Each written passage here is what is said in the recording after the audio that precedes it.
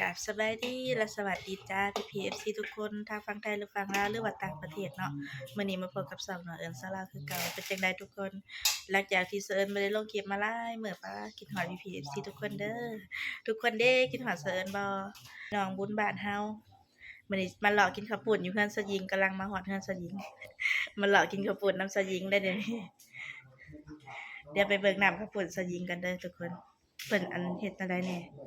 มาฮอดเบิ่งมาเบิ่งก็เพิ่นเห็นเพิ่นอันขัวลาบปลาอยู่พี่น้องเพิ่นสิเตรียมผ้าขาวลงวัดแหน่เจ้าหญิงเพิ่นน่ะดุได้เจ้าหญิงนะเพิ่นสิอันเตรียมผ้าขาวลงวัดเนาะให้ได้เฮือนละผ้าอันเด้ทุกคน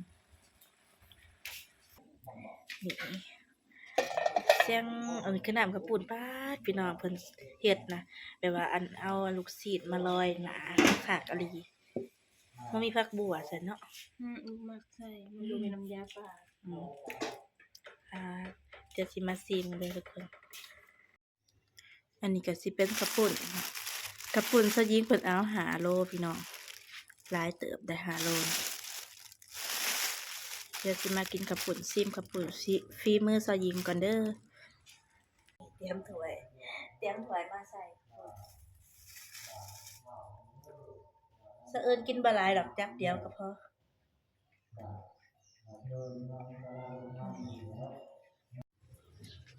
กำลังว่าสิกินข้าวปุ้น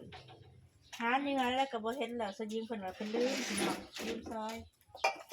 เฮาแม่ซะยิงมาแล้วคนเวียกหลายทุกคนโอ๊ยเพิ่นเฮ็ดแล้วเวียกหลายซะยิงนะจ้านี่ล่ะคนทุกคนนั้นคือมันจะเฮ็ดแย่ๆแบบผู้เดียวเด้สบายดีเด้อพี่น้องบ่ไว้หน้าไปหาเด้อเพราะว่าหาซะละ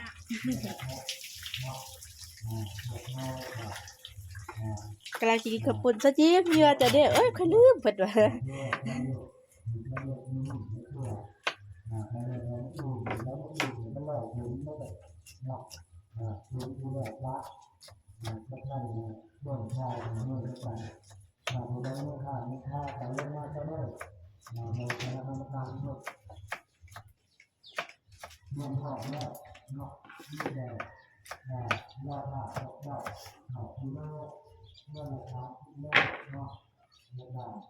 บุญกลุ่มเขาแล้วเพิ่นให้เอาเขาลงพี่น้อง จะเอาลงมาใส่ เอาลงแล้วจะได้ปากเก็บฮะ เผาป่านะมันดำไปแล้วว่าเอาเขาลอย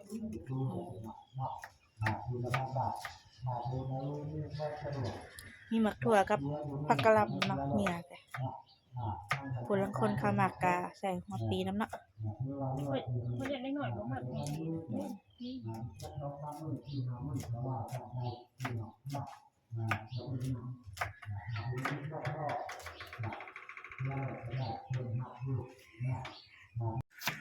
หลังจากที่ใช้ยิงเพิ่นซอยถั่วแล้วล่ะเพิ่นก็มาซอยผักกะหล่ำเนาะเนี่ยก็มี2แบบบ่แม่น2แบบ2อย่างรวมมิตรกันก็คือผักกะหล่ำกับถั่วจนหน่อยจะสิไปกิน มาเลาะกินข้าวปุ้นเด้อพี่น้องมื้อนี้บุญบ้านมาเด้อผู้ใดอยากโอกาสนี้บ่ได้มีบ่อยๆเด้อเพราะว่าเพิ่นต้องมียามบุญฉะนั้น บางเดือน3นี่บ่ได้ไปหาเลาะกินมาเลาะกินมื้อบุญบ้านบุญกุมเขาบุญก็บ่ได้มีหยังดอกพี่น้องมีแต่เอาข้าวลงไปโฮมแล้วก็หมู่ทาสแล้วก็แล้วบ่มีระบอกระวง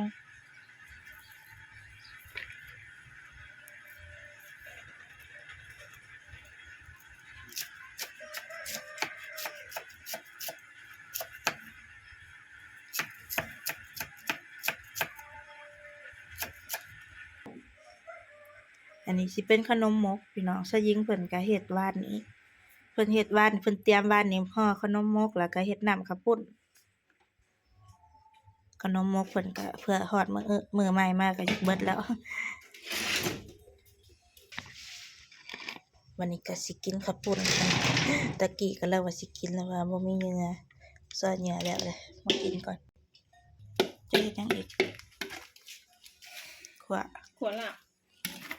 ที่ไปลงวัด ยังบ่ได้แล้วจะได้พี่น้องแนวกินเพิ่น ยัง น่ะ ปิ่งกับดาด ยังหลายอย่างเพิ่นกำลังเตรียมเอาตักให้แน่ซะหญิง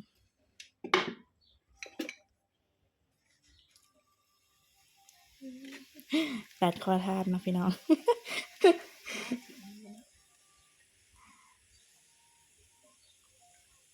เอาน้ำแน่เน้นตอนหลาย พอบ่น่ะ เอาอีกหน่อยหนึงโอเค โอ้ยหอมเลย หอมบ่ กินสิตรงนี้ มาเด้อทุกคนกินข้าวปุ้นพี่น้องมาเด้อ จะมาหลอกกินข้าวปุ้นกินแต่ข้าวปุ้นนะทุกคนหากินซีนเด้อ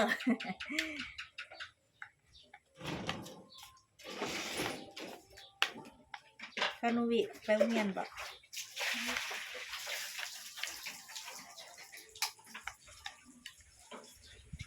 ยังเบิ่งซีนเหมือนกัน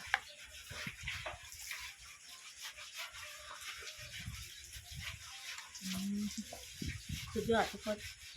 กูได้บ่ได้กินเสียใจแน่นอนกินมือเป็นมือแล้วโลดรับประกันความแซ่บ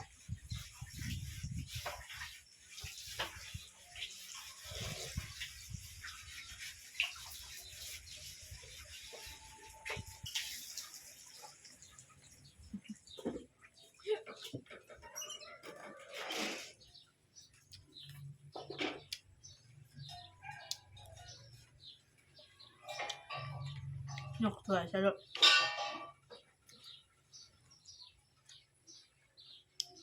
แซ่บแซ่บ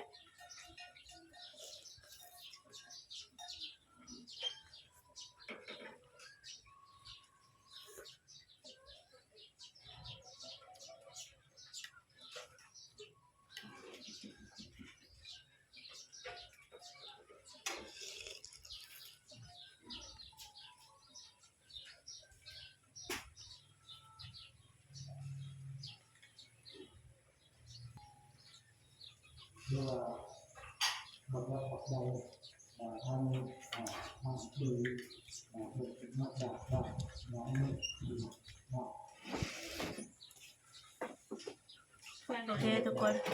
ขอกินอันข้าวปุ้นก่อน ขอตัวกินข้าวปุ้นกันเด้อหลังจากที่เสอิญกินข้าวปุ้นแล้วก็สยิงกับพอดีเพิ่นมาซอยซีนพี่น้องซอยซีนพอดีเลย ก็สิเฮ็ดใส่ผ้าขาวที่โรงวัดเนาะ จะเสร็จลาบบ่หรือดาด เทียนดาด ตอนนี้สยิงเพิ่นก็กำลังขวดซี ช น วนสิชวนกินเตรียมโรงวัดเขียนบ่ทันเพิ่นพี่น้อง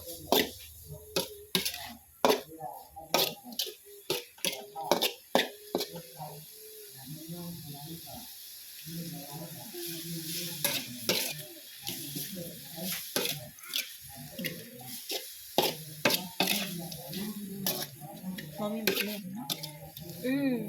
โอ้ลืมบ่ ไปตลาดบ้านนี่ก็ลืมซื้อหมักเล่นลืมสมหมักเล่นเนาะมาซอยใส่กำลัง ใครโทรมาหาฉัน นั่นนี่แหละฝากแล้วก็ลืมพี่น้องเอ้ย เขียนบ่ทันผู้ประกาศก็ประกาศอยู่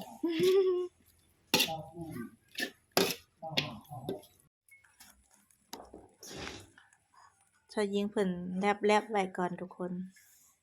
อันนี้สิเป็นเตรียมสีเอาลงวัดนั่นแหละ เพราะว่า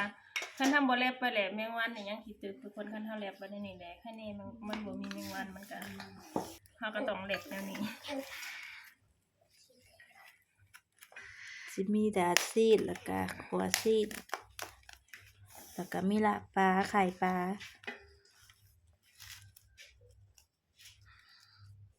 ตัวนี้สิเป็นอันขัวเนาะแม่นบ่ อันนี้ลาบ ลาบเนาะ จะกว่าไปเนาะ อันนี้ดาด อันนี้สิเป็นดาดหรือสิเอิ้นล้วนก็ได้เนาะ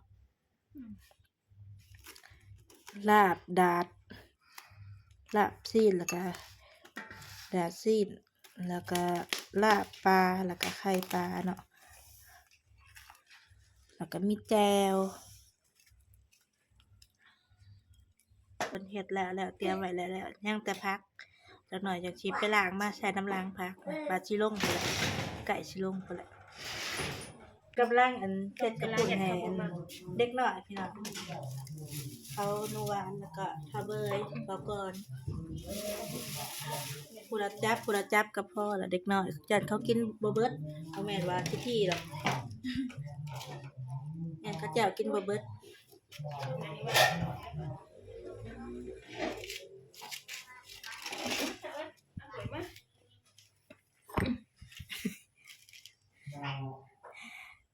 ผู้ละจับมีนัวหวานเบาเบยเบาก่อน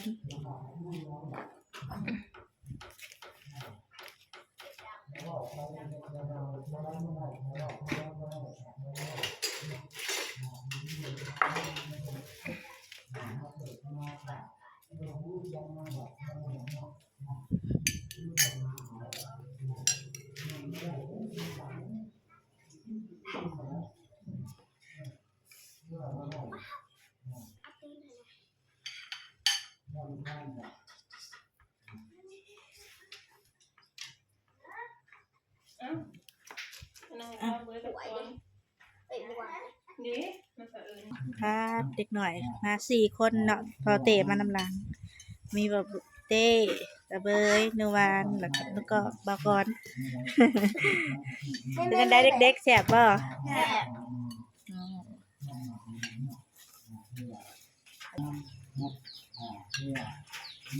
นัวหวานแล้วยกถ้วยกับตาเต้ก่อนเตะก็กินหมูนุวิเพิ่นมาแล้วทุกคนกินข้าวปุ้นกำลังมา2คนยังสิมาอีกอยู่แต่ว่าเพิ่นยังทันได้เลิกโรงเรียนผู้มาก่อนนี่คือบ่ผู้บ่ได้ไปโรงเรียนเด้อโดดเรียน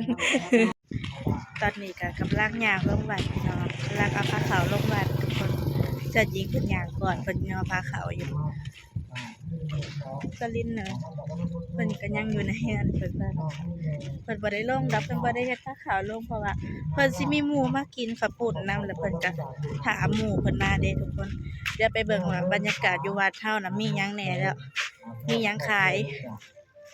ชีน้ำแนมเฮ็ดอันร้านขายเครื่องขายเสื้อผ้า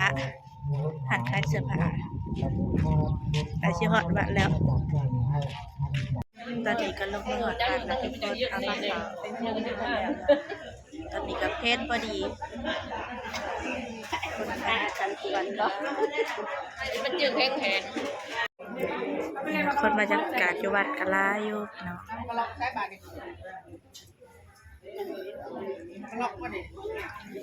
ตอนนี้ก็เพลพอดีกะเนี่ยพอเพิ่นก็สิกำลังสิสั่นมานั่งนำเขาอีแม่ก็ใส่เสื้อหนาคือหนาวนี่ แต่ละก็ร้อนนะทุกคนบ่ได้หนาวอันนี้ก็สิเป็นกองบุญเด้อกองบุญคุณอันกุมเขาบุญกุมเขาให้พี่น้องกินข้าวสามัคคี นี่ทุกคนเฉอิญกินข้าวน้ำขาวเฮ้ยกินแล้วเฉอิญแล้วกินข้าวพี่น้อง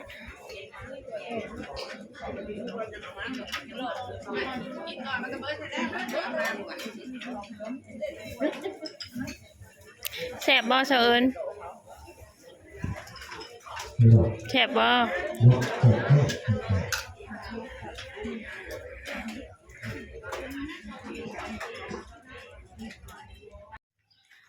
โอเคนะทุกคน